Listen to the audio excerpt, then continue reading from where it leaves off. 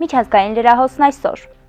Ռուսաստանը դեմ է Ուկրաինայում ժամանակավոր հրադադարին և շահագրգռված է հակամարտության երկարաժամկետ կարգավորմամբ։ Այս մասին հայտարարել է Դաշնության նախագահի օգնական Յուրի Ուշակովը։ Սա փաստացի Մոսկվայի առաջին հրապարակային արձագանքն է 30-օրյա հրադադար կնքելու Վաշինգտոնի առաջարկին, որին Կիևը համաձայնել էր օրեր առաջ Ջիդայում տեղի ունեցած հանդիպման ժամանակ։ Կրեմլը մինչդեռ պնդում է, որ ամերիկյան առաջարկը դադար վերցնելու հնարավորություն է ուկրաինացի զինվորականների համար։ Ոչ ոքի պետք չեն քայլեր, որոնք զուտ խաղաղության իմիտացիա են ստեղծում, ասել է Ուշակովը, հավելելով, թե այս դիրքորոշումը արդեն հայտնել է ԱՄՆ նախագահի խորհրդական Մայք Ուոլցին երեկվա հարցազրույցի ժամանակ։ Այսօր էլ ամերիկյան պատվիրակությունը ժամանել է Ռուսաստան բանակցությունների։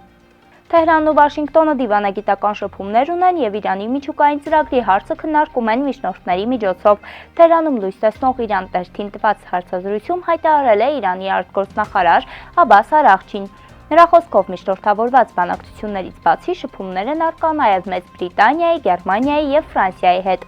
Դրա հետ մեկտեղ Իրանի արտգործնախարարը նշել է, որ Թեհրանը չի պատրաստվում ամերիկացիների հետ բանակցությունների մեջ մտնել ճնշման ներքո։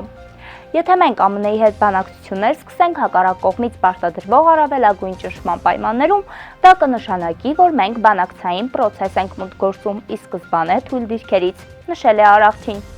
Հիշեցնենք, ԱՄՆ նախագահ Դոնալդ Թրամփը անցած շաբաթ հայտարարել էր, թե ցանկանում է Իրանի միջուկային ծրագրի շուրջ նոր համաձայնագիր կնքել և որ այդ մասին նամակ է ուղարկել Իրանի հոգևոր առաջնորդին։ Իրանի նախագահ Մասուդ Փեզեշքյանն էլ արձագանքել էր, թե մերժում է Միացյալ Նահանգների հետ բանակցությունները, եթե դրանք պիտի տեղի ունենան հրամանների ու սպառնալիքների ներքո։ Ավելի վաղ էլ Իրանի գերագույն առաջնորդ Ալի Խամենեին հայտարարել էր, թե Իրանին հնարավոր չէ ճնշումներով բերել բանակցությունների։ Կուրսկի մարզում ռուսական զինուժի առաջխաղացումը շարունակվում է։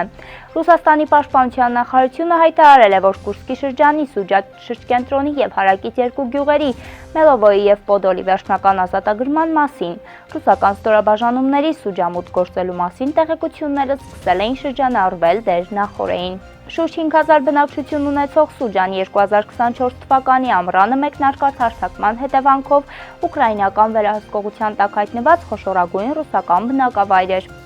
Այն ուկրաինական վերահսկողության տակ էր ավելի քան 7 ամիս։ Մարտի 12-ին Լեհաստանի վարչապետ Դոնալդ Տուսկը Թուրքիայի նախագահ Ռեջեփ Թայիպ Էրդողանի հրավերով մեկնել է Թուրքիա։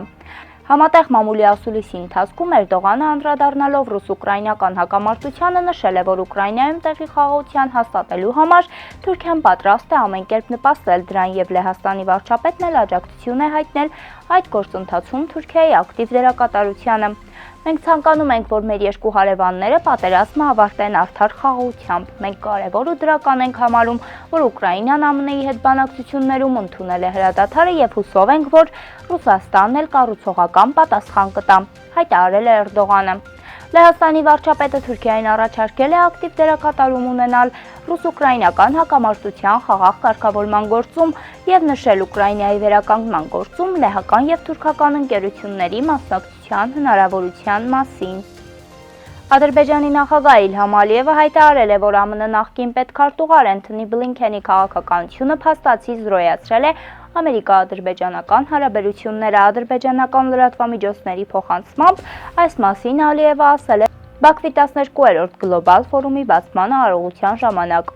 Մենք այդ հարաբերությունները կառուցել ենք տասնամյակներ շարունակ, մենք ԱՄՆ հուսալի և մերձավոր գործընկերն էինք, և նա մեզ հետ էր, իսկ երբ նրանք մեր կարիքն ունեին, մենք նրանց կողքին էինք, երբ խոսքը Իրաքի մասին էր, երբ խոսքը Աֆղանստանի մասին էր, ՆԱՏՕ անդամ չլինելով Ադրբեջանը 2020 թվականին միացավ Աֆղանստանում գործողություններին, հենց մեր զորակազմը վերջինը դուրս եկավ այդ երկրից, ասել է Ալիևը։ Ալիևը հավելել է, որ երբ ադրբեջանական զորքերը հեռացան, Ադրբեջանի դեմ պատժամիջոցներ մտցվեցին, ինչը մեծ հիասթափություն առաջացրեց երկրում։